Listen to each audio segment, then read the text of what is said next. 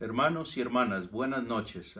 Mi nombre es Claudio y soy el pastor que voy a estar dando el devocional esta noche y espero que eh, aprendamos juntos y que esta lectura sea de provecho espiritual para nosotros. Eh, no los conozco personalmente, pero créanme que en mi corazón están planes de ir para Colombia y poder compartir con ustedes y sus familias, pues de uno a uno, personal, ¿no? Y bueno, esta noche vamos a leer una historia muy bonita que se encuentra en el capítulo 6 de Josué y vamos a leer del versículo 1 al 16. Vamos a leer la historia y después vamos a sacar algunos puntos que son buenos para nosotros, para nuestro crecimiento, para un mejor entendimiento de la palabra de Dios y también para que nos veamos a nosotros mismos desde otra perspectiva como Dios nos ve. Bueno, vamos a empezar a leer. Estoy en Jueces capítulo 6 y vamos a leer del versículo 6 al 16. Perdón, creo que había dicho del 1 al 16, pero vamos a empezar a partir del versículo 6 al 16, ¿ok? Bueno, dice, los israelitas hicieron lo que ofende al Señor y Él los entregó en manos de los madianitas durante 7 años. Era tal la tiranía de los madianitas que los israelitas hicieron escondites en las montañas, las cuevas y otros lugares de refugio. Siempre que los israelitas sembraban, los madianitas, amalecitas y otros pueblos del oriente venían y los atacaban. Acampaban y arruinaban las cosechas por todo el territorio hasta la región de Gaza. No dejaban en Israel nada con vida, ni ovejas, ni bueyes, ni asnos. Llegaban con su ganado y con sus tiendas y como plaga de langostas. Tanto ellos como sus camellos eran incontables e invadían el país para devastarlo. Era tal la miseria de los israelitas por causa de los madianitas que clamaron al Señor pidiendo ayuda. Cuando los israelitas clamaron al Señor a causa de los madianitas, el Señor les envió un profeta que dijo, así dice el Señor Dios de Israel. Yo os saqué de Egipto, tierra de esclavitud, y os libré de su poder. También os libré del poder de todos vuestros opresores, a quienes expulsé de vuestra presencia para entregaros su tierra. Os dije, yo soy el Señor vuestro Dios. No adoréis a los dioses de los amorreos, en cuya tierra vivís, pero vosotros no me obedecisteis. El ángel del Señor vino y se sentó bajo la encina que está en Ofra, la cual pertenece a Joás del clan de Abiezer. Su hijo Gedeón estaba trillando trigo en un lugar para protegerlo de los madianitas. Cuando el ángel del Señor se le apareció a Gedeón, le dijo, el Señor está contigo, guerrero valiente.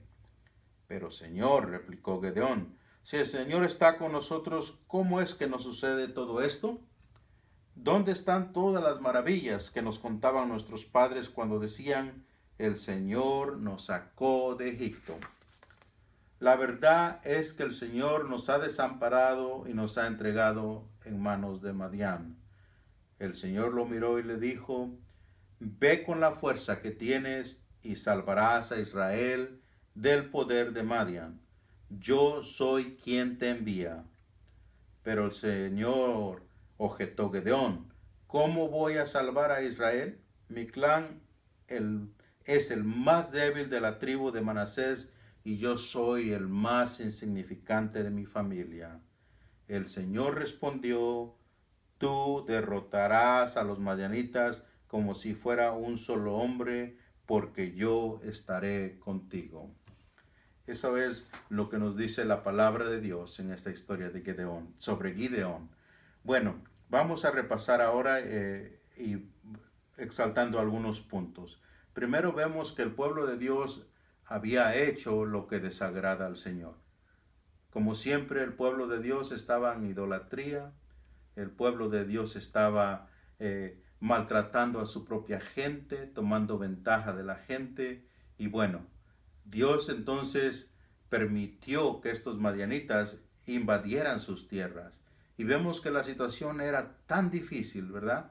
Que cuando dice que cuando los israelitas, el pueblo de Dios levantaba sus cosechas, estos madianitas venían y los atacaban y les, o sea, hacían un pillaje, les quitaban todo su grano, todos sus animales o les mataban, incendiaban las cosechas, hacían un desastre. Y esta gente de israelita estaba tan sumida en esta tragedia y tenían tanto temor que dicen que desde que los miraban de lejos a millas de distancia o kilómetros de distancia, que ya venían estos hombres a invadirlos o estos guerreros y lo que hacían es que se escondían, ya no los esperaban, o sea, huían a las montañas, a los barrancos, no sé, donde quiera que ellos podían esconderse, abandonaban el pueblo, sus casas, se iban lejos a esconderse y les dejaban el camino libre a estos para que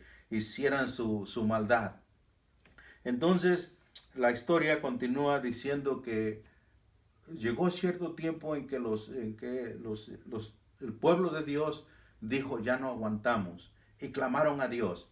Y entonces Dios les recordó quiénes eran ellos. Era su pueblo que él había sacado de la esclavitud de Egipto y de otros opresores. Les recordó que era el Dios verdadero, que los guiaba, que los cuidaba, que había prometido que siempre estaría con ellos y que era lo que necesitaban nuevamente. Recordó que necesitaban abandonar los hábitos que habían desarrollado, estos hábitos que los habían llevado a estar en esta situación de esclavitud, casi pues, podamos decir hasta cierta manera de esclavitud, y también pero de cierta manera de inofensivos, o sea, o más bien débiles, quiero decir, la palabra en esta los llevó a esta situación en que eran un pueblo muy débil, muy frágil, muy abierto a la maldad de las naciones vecinas. Entonces, continuamos y vemos que en estos, así estaba esta situación en el pueblo de Dios. Y entonces aquí es donde quería yo enfocarme, más bien en toda la historia esto es lo importante, ¿verdad? Hay un hombre ahí que se llama Gedeón. Y este Gedeón no es nada diferente a todos los demás personas, ¿no? Como podemos ver en la historia. Igual que todos, él estaba escondido, escogiendo el trigo, separando el trigo de la paja, ¿verdad? Que habían sacado de la cosecha. Entonces, pero lo importante aquí también es que podemos ver que estaba como escondido, estaba en un lagar, pero la escritura parece indicar que era así como estaba como un tipo de sótano, un lugar donde nadie lo veía, ¿verdad? Y estaba como un animalito ahí espantado, como un conejo cuando está espantado, ansioso, temeroso, estaba ahí y en esas estaba, ¿verdad? Yo creo resignado a que esta era su vida, a que ya no había otra manera de vivir más que, ¿cómo se dice?, acomplejado, más que con el miedo, con inseguridad, con ansiedad, y, y estaba ahí, vemos, escogiendo el trigo. En esto que estaba escogiendo el trigo, dicen que el ángel del Señor vino a él y le dijo, el Señor está contigo, guerrero valiente. Wow, el Señor está contigo. Lo que sorprende aquí es que le dijo, guerrero valiente, ¿verdad? Y vemos en la Biblia a qué tipo de persona era a los que se les llamaba guerreros valientes, ¿verdad? Y la Biblia nos enseña que un guerrero valiente en esos tiempos era aquel que peleaba contra 50, que derrotaba a 50, otros a 50 enemigos. Era un hombre que peleaba con bestias salvajes y las destrozaba, ¿verdad? Era un hombre, un guerrero valiente, era el que no tenía miedo a la noche, el que no tenía miedo caminar en terrenos enemigos, era un hombre que mostraba la cara al enemigo y peleaba cuantas veces fuera, ¿verdad? Y aquí vemos que el Señor está diciendo a Gideón, guerrero valiente. Es muy, muy importante exaltar esta parte. ¿Por qué? Eh, Porque en muchas situaciones, o quizás lo estemos viviendo, lo hayamos ya vivido, nosotros vamos a estar en alguna etapa de nuestra vida donde nos sentamos acomplejados, temerosos, y quizás como sin salida, con depresión, como queriéndonos conformar a lo que a lo que la sociedad nos arroja, a lo que nuestros amigos dicen que somos, a lo que nuestra familia nos ha enseñado y que a veces quizás no sea lo más positivo. Eh, entonces, eh, pero vamos a ver por qué Dios aún en estas situaciones, Él ve algo diferente en ti, en mí y en todos nuestros amigos, en toda la gente que conocemos, que aquellos que son marginados, aquellos que han sido abusados, aquellos que han sido traumatizados, violentados, no sé, aquellas personas que el mundo toma como gente que vale menos o que es menos, aquellos a los que miran abajo, ¿no? Entonces, fíjense, cuando el ángel le dice esto, guerrero valiente, el Señor está contigo. Entonces Gideón dice, pero si el Señor está, si Él está conmigo, ¿por qué, no sé, ¿por qué me ocurre todo esto? ¿Por qué le ha ocurrido todo esto a nuestra nación? ¿Verdad? Sí, Dios, sabemos, hemos escuchado que Dios es un Dios que camina con nosotros, que pelea por nosotros, que nunca abandona a su pueblo, que siempre provee. Y hemos escuchado todo esto, yo lo he escuchado de Dios, pero estamos en esta situación, ¿no? En esta situación como si Dios nos hubiera abandonado, como si realmente la fe que hemos tenido no ha valido de nada, como si Dios existiera pero no nos escucha, no nos quiere, nos rechaza. No sé, estamos en una situación muy precaria, en una situación muy vulnerable. Entonces, ¿cómo puede estar conmigo?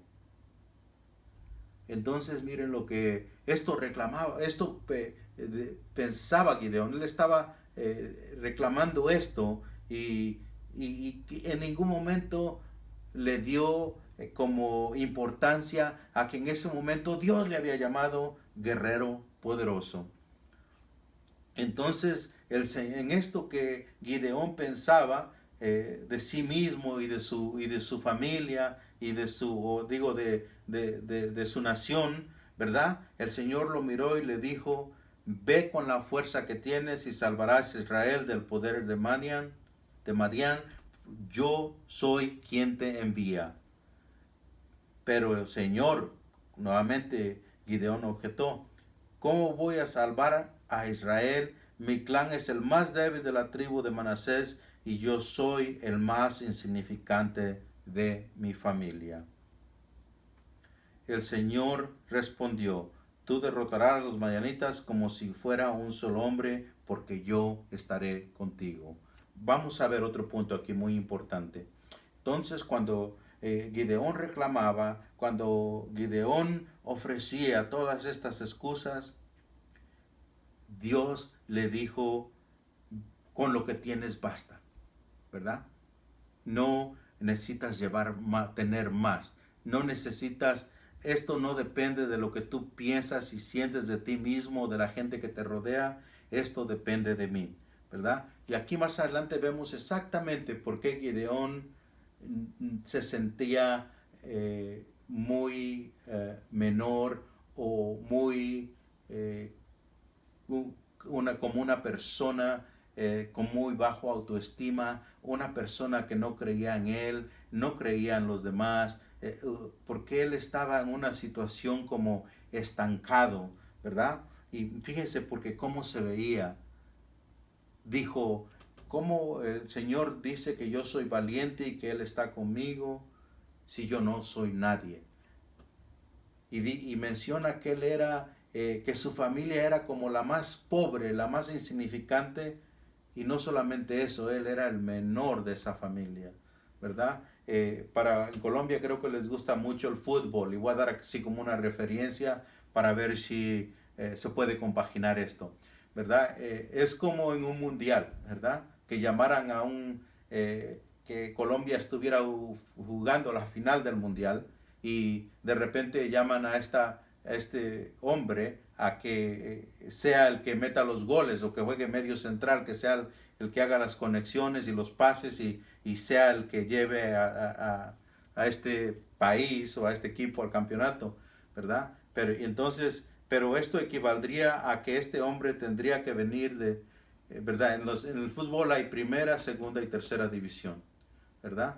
Y este hombre lo que estaba diciendo, ¿cómo quieres meterme a la cancha que yo haga este cambio si yo juego en la tercera división y no solamente soy de la tercera división, soy del último equipo de la tercera división, del último en la tabla de la tercera división, y no solamente eso, también soy el último en la banca, soy el que mi entrenador me mete cuando ya vamos ganando 5-0 o algo así. Ya nomás me da un tiempo para decir que juego o para que siquiera luzca la playera. Y tú me estás pidiendo que yo sea el campeón, ¿verdad? Equivaldría algo así. Gedeón decía, ¿cómo yo voy a salvar a mi pueblo? ¿Cómo a mí me vas a elegir si yo soy el menor de la familia más pobre, de la familia más insignificante de la tribu? ¿Y por qué decía que él era el menor? Porque significaba que él no tenía derecho a ninguna herencia de la familia.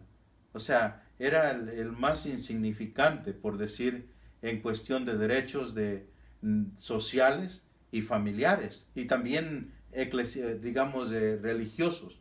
Entonces, él no se la creía. Déjeme decirle eh, eh, algo, hermanos y hermanas. Eh, Nosotros muchas veces nos medimos por la familia en que venimos, ¿verdad? Nos, si nuestra familia es pobre, venimos del barrio, ¿verdad? Nuestro papá era el conserje de la escuela, nuestro papá era el que cultivaba, no sé, para otras personas sus terrenos, nuestro papá era un campesino o menos que un campesino, un jornalero que trabaja para los campesinos, ¿verdad? Muchos de nosotros nacimos así y crecimos en estas familias. Muchos de nosotros venimos de familias donde hay drogadicción, hay alcoholismo, hay divorcio. Muchos de nosotros venimos de familias donde ha habido mucha disfunción o hemos sido abusados física, emocionalmente y algunos desgraciadamente sexualmente, no sé, todos podemos venir de familias así. Y muchas veces cuando estamos jóvenes, nosotros cargamos con pues toda esta disfunción pasada y nos sentimos menos, nos sentimos que nosotros no merecemos tener una vida útil y feliz, o nos sentimos que nosotros no tenemos derecho a ser felices, y a veces nos sentimos culpables, y a veces no tenemos el ánimo, el deseo de salir adelante, ya sea académicamente, financieramente. ¿Por qué? Porque pensamos que nosotros no somos hechos para eso. ¿Cuántas veces hoy hemos oído decir, verdad? Gente que piensa así, no, yo no sirvo para la escuela, mi mente no sirve, yo sirvo para trabajar, nada más, o qué voy a llegar a ser como ese, ¿no? Y nos comparamos con otros, pero en estas situaciones hemos decidido que, que la familia de donde venimos, el ambiente socioeconómico, el ambiente cultural del que venimos, defina quiénes somos. Pero déjeme decirle, la buena noticia es esta, es que Dios no nos define por eso. Dios sí conoce eso de nosotros. Dios sabe quiénes hemos sido y de dónde hemos venido. Dios sabe quiénes somos hoy y las limitaciones que nos hemos puesto. Pero déjeme decirle, hermano, hermana, Dios sabe quiénes podemos llegar a ser en el futuro. Tu pasado no define quién eres tú. El presente, lo que tú piensas y sientes de ti mismo, lo que los demás piensan, sienten y hacen hacia ti o por ti, no define quién eres. Quien define quién eres es Dios, el Dios que siempre está contigo, el Dios que nunca te va a limitar. Déjeme decirle, el Señor el día de hoy te dice, como sea tu nombre, seas hombre o mujer, niño o adulto, el Señor el día de hoy te dice, yo estoy contigo, guerrero poderoso. Y no hay excusa, porque de aquí en adelante debes entender esto. Dios te envía y Dios está contigo. Estamos entre promesa y cumplimiento. Yo te quiero invitar a que a partir de hoy te mires como un guerrero poderoso para Dios. Y nuevamente repito, no por lo que los demás dicen, no por lo que los demás sienten hacia ti, no por lo que tú dices o piensas de ti, sino porque Dios está contigo y tú eres una persona especial. Que Dios te bendiga y te guarde. Espero vernos pronto para convivir personalmente y vamos a, a dar una oración final y ya los dejo para que continúen con su actividad. Oremos. Padre Dios, el día de hoy queremos decirte que a muchos de nosotros hemos sufrido en la vida y muchos de nosotros sí nos sentimos como Gideón y nos escondemos en nuestros complejos, en nuestras debilidades que pensamos que tenemos. Muchos de nosotros, Señor, hemos creído la mentira de que no somos lo suficientemente buenos o de que nosotros no vamos a ningún lado, no llegaremos a ningún lado.